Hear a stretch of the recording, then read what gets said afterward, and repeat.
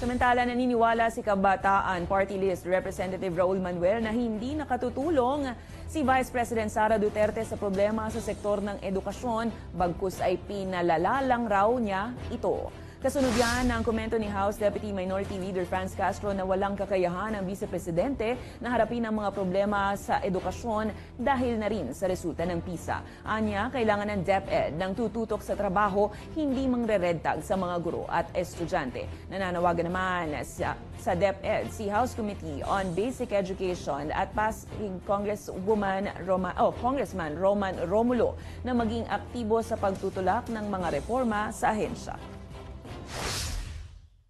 We must adopt, we must adjust.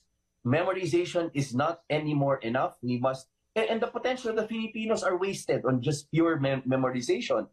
But we cannot go beyond that if we do not ensure that there will be reading comprehension. Kung may pagbabago, parang pagbabago for the worse. No? Hindi siya talaga galing sa education sector, kaya ang mga pinapanungkala niya, lalo pang nagpapasahol ng mga problema.